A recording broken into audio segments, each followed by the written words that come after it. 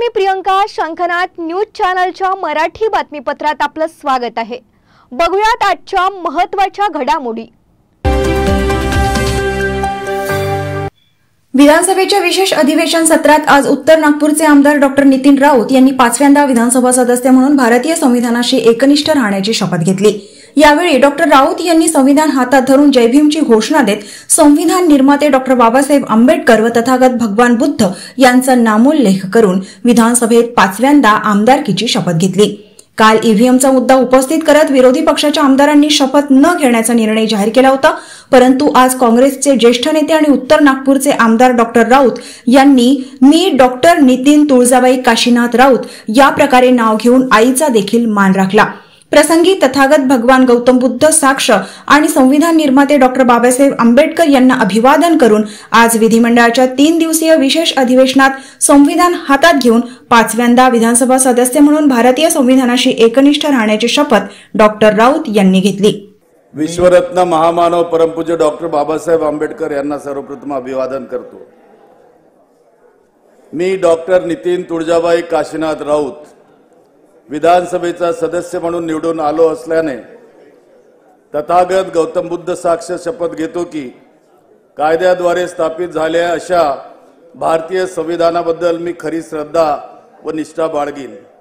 भारताची सार्वभौमता व एकात्मता उन्नत राखीन आणि आता जे कर्तव्य मी हाती घेणार आहे ते निष्ठापूर्वक पार पाडीन. जय भीम, जय संविधान. बांगलादेशात मागील 2 महिन्यांपासून अल्पसंख्याक हिंदूंवरील अत्याचारांमध्ये प्रचंड प्रमाणात वाढ झाली आहे. कट्टरपंथीय मुस्लिमांकडून बांगलादेशातील हिंदूंची घरे, दुकाने जाळली जात आहेत, तर महिलांवर पाशवी अत्याचार होत आहेत.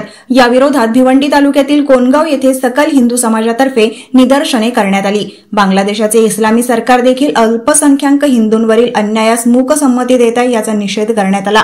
त्यामुळे भारत सरकारने पॅरामिलिटरी बांगलादेशामध्ये घुसवली पाहिजे, जेणेकरून तेथील हिंदूंना वाचवता येईल. यासाठी वेळ पडल्यास प्रत्येक हिंदू आर्थिक मदत देण्यास तयार आहे, असे आवाहन विश्व हिंदू परिषदेचे कोकण प्रांत धर्मचारी मनोज जोशी यांनी केले आहे.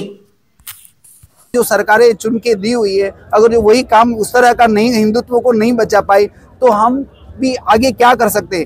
तो सरकार जो है उस बात का हस्तक्षेप करे और वहां जाके जरूर पड़े तो पैरामिलिट्री भेजे और जरूर पड़े तो अगर जो युद्ध की स्थिति बनती है तो युद्ध भी करे.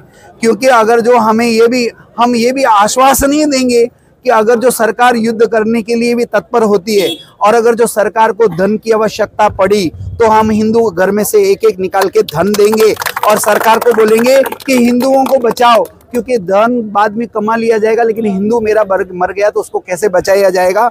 तो हम भारतीय जनता पार्टी हो या कोई भी पार्टी हो, जिसकी भी सरकारें हैं वो सरकारें इस बात का बहुत गंभीरता से अति गंभीरता से वो विषय ले और आगे हिंदुओं को बचाने के लिए सक्रिय हो जाए.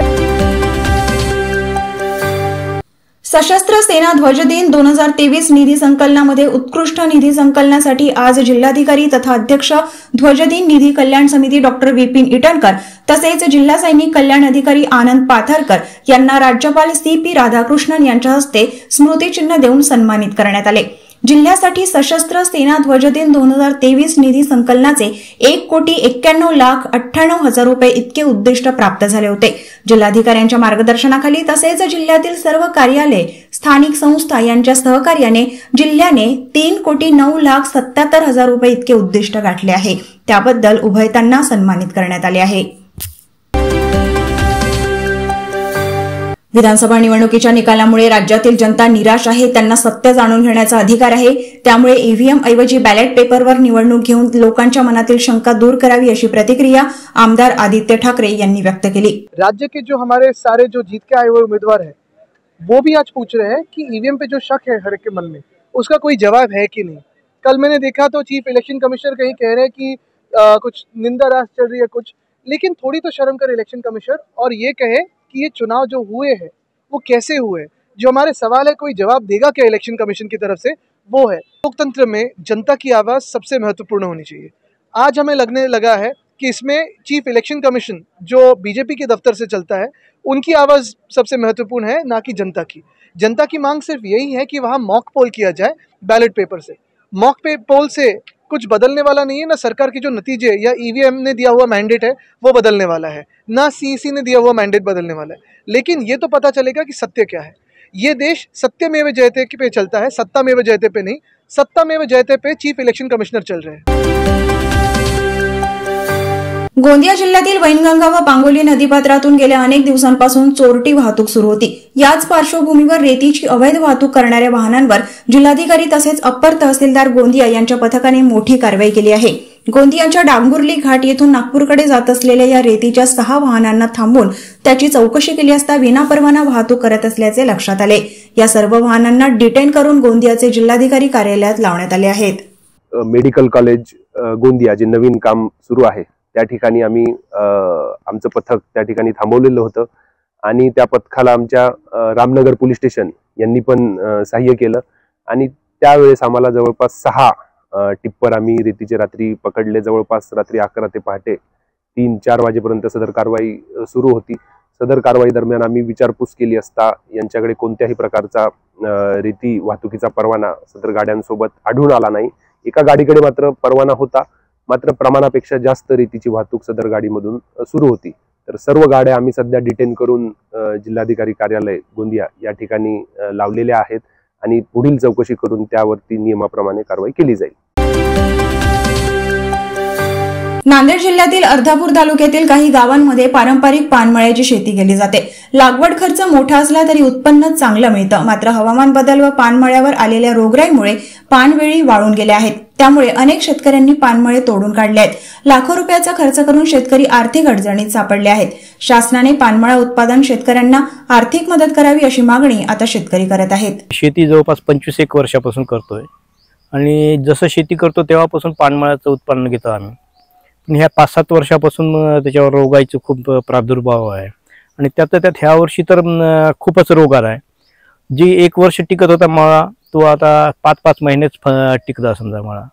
त्याच्यामुळे नुकसानीचं त्याची गत्यंतरच नाही। खर्च पण अर्धा पण खर्च निघाला नाही। त्याच्यामुळे शेतीबद्दलचा खूपच तोटा झाला आम्हाला पानमळ्याबद्दल। वातावरणामध्ये जे बदल झाला, पाऊस, अति पाऊस आणि थंडी, आता ही जी थंडीची लाट आली त्याच्यामुळे पूर्ण पानमळा करपून गेल्यासारखं झालं। ह्याच्यावर उपाय पूर्ण करून बघितलं आम्ही, औषध सोडून बघितले, सगळं जैविक मध्ये फवारणी करून बघितलं, ड्रेचिंग करून बघितलंय, त्याच्यावर काहीच फरक पडला नाही। मार्गशीर्ष शुद्ध षष्ठी सहित सप्तमी या दिवशी प्रतापगडावर 10 नोव्हेंबर 1659 या दिवशी पुण्यश्लोक छत्रपती शिवाजी महाराजांनी स्वराज्याचा शत्रू असलेल्या पंढरपूरला आणि तुळजाभवानीला उपद्रव केलेल्या देवशत्रू असलेल्या अफजल खानाचा कोथळा काढून त्याचा पुरता बिमोड केला। हे कार्य त्यांनी आपल्या मातोश्रींच्या म्हणजे पुण्यश्लोक आऊसाहेबांच्या आज्ञेनंच केलं असल्यामुळे आई वडिलांच्या आज्ञेची परिपूर्ती मातृपितृ इच्छापूर्ती दिन अर्थात शिवप्रताप दिन म्हणून हा दिवस शिवप्रतिष्ठान हिंदुस्थानच्या वतीने साजरा करण्यात येतो। त्यानिमित्त पंढरपुरातून सायंकाळी शिवप्रताप दौडीचे आयोजन करण्यात आले होते। त्यावेळी शिवरायांच्या पुतळ्याचं पूजन करण्यात आलं आणि शिवसूर्य हृदय याच्या पठणाने, ध्येय मंत्र, प्रेरणा मंत्र यांच्या पठणाने त्याची सांगता झाली। म्हणजे शिवप्रताप दिन या ठिकाणी मोठ्या प्रमाणावर साजरा करण्यात आला। पुण्यश्लोक छत्रपती शिवाजी महाराजांमुळेच आज आपण या ठिकाणी राहतोय, जगतोय, हिंदू म्हणून वावरतोय। हिंदुस्थानला स्वातंत्र्य मिळवून द्यायचं काम शिवछत्रपतींनी ज्या अफजल्याला मारून मोठ्या प्रमाणावर संपूर्ण जगाला विश्वाला दाखवून दिलं की आम्ही आमचं राज्य या ठिकाणी स्थापन करू शकतो। किती मोठा जिहादी आला तरी आम्ही त्याला नेस्तनाबूत करून, त्यांना समूळ नष्ट करून आम्ही आमचं राज्य स्थापन करू शकतो। त्याचंच दर्शन आपल्याला या शिवप्रताप दिनात दिसतं। दुसरंच उदाहरण म्हणजे मातृपितृ दिन। छत्रपती शिवाजी महाराजांच्या आई शिवाजी महाराजांना आज्ञा होती की ज्या संभाजीराजांना अफजल खानाने कपट करून मारलं त्या कपटीस अफजल खानाला सूड घे, म्हणजे संभाजीचं उष्ण फेड। शिवाजी महाराजांनी आपल्या आईचं उष्ण फेडायला, आपल्या आईची आज्ञा पूर्ण करायला आणि मोठ्या भावाचं उष्ण फेडायसाठी स्वराज्याच्या निर्मितीचं पवित्र काम करायला अफजल खानाला जीवानिशी मारला, समूळ फौजेनिशी नष्ट केला। त्याचाच आज आपण पंढरपुरामध्ये मोठ्या प्रमाणात उत्सव करून मिष्टान्न वाटून या ठिकाणी साजरा केलेला आहे। महाराष्ट्राचे श्रद्धास्थान म्हणून ओळखल्या जाणाऱ्या छत्रपती शिवाजी महाराज यांचे महाराष्ट्रातील पहिले मंदिर भिवंडी तालुक्यातील मराडेपाडा या ठिकाणी साकारत असून येत्या 17 मार्च रोजी तिथीनुसार साजऱ्या होणाऱ्या शिवजयंती, प्राणप्रतिष्ठा व मंदिराचा लोकार्पण भव्य दिव्य सोहळ्याचे आयोजन करण्यात येणार असल्याची माहिती शिवक्रांती प्रतिष्ठानचे संस्थापक अध्यक्ष राजूभाऊ चौधरी यांनी पत्रकार परिषदेत दिली आहे। या प्रसंगी प्रतिष्ठानचे पदाधिकारी कैलास महाराज निचिते, किल्ले रायगड येथील राजपुरोहित प्रकाश स्वामी, काशीनाथ जंगम यासह प्रतिष्ठानचे विश्वस्त व सदस्य उपस्थित होते।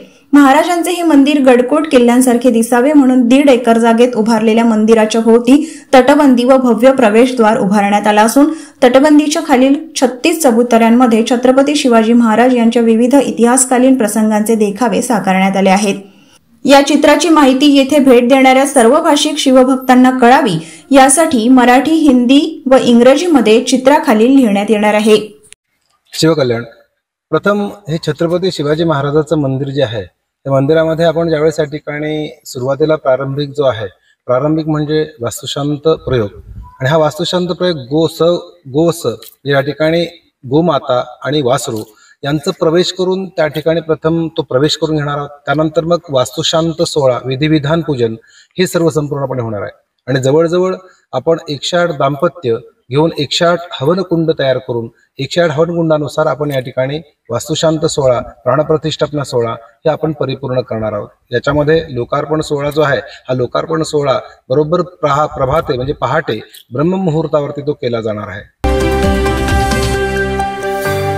किरकोळ भाजी बाजारपेठेत टोमॅटोच्या दरात घट झाली आहे। सध्या टोमॅटोचे दर 60 रुपये प्रति किलो इतके झाले आहेत। काही दिवसांपूर्वीचे टोमॅटोचे दर 100 रुपये प्रति किलोवर पोहोचले होते। सध्याच्या घसरलेल्या दरांमुळे टोमॅटोच्या विक्रीत वाढ व्हायला हवी होती, परंतु मार्केटमध्ये तेवढी ग्राहकांची गर्दी दिसत नाही।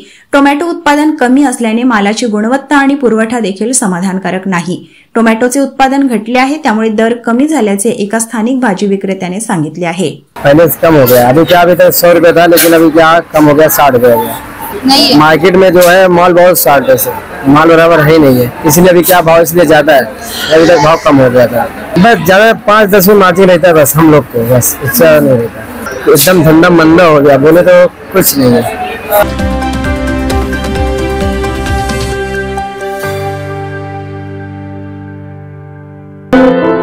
क्या हुआ बहू? माँ, पाइल्स की बहुत तकलीफ हो रही है। तो तुम गुदरोग सर्जन के पास क्यों नहीं गई? देखो, जैसे हार्ट के लिए हार्ट स्पेशलिस्ट, ब्रेन के लिए ब्रेन स्पेशलिस्ट, तो पाइल्स के लिए पाइल्स स्पेशलिस्ट क्यों नहीं? स्त्री हो या पुरुष, टॉयलेट में तकलीफ केवल पाइल्स ही नहीं और भी कई प्रकार के गुदरोग तथा कैंसर भी हो सकता है, इसीलिए इसकी प्रत्यक्ष जांच जरूरी है। ठीक है माँ, पर जांच के लिए हम जाएंगे कहाँ? वही काड़े आयुर्वेदिक पाइल्स हॉस्पिटल में। लेकिन माँ, प्रेगनेंसी में पाइल्स की दवाइयाँ? प्रेगनेंसी में आयुर्वेदिक दवाइयाँ सुरक्षित होती है। जनहित में जारी काड़े आयुर्वेदिक पाइल्स हॉस्पिटल, औषधि चिकित्सा तथा सर्जरी ट्रीटमेंट उपलब्ध। हमारा पता उमरेड रोड, दिघौरी बस स्टॉप के पास, नागपुर। अधिक जानकारी के लिए वेबसाइट पर जाएं kadepailshospital.com।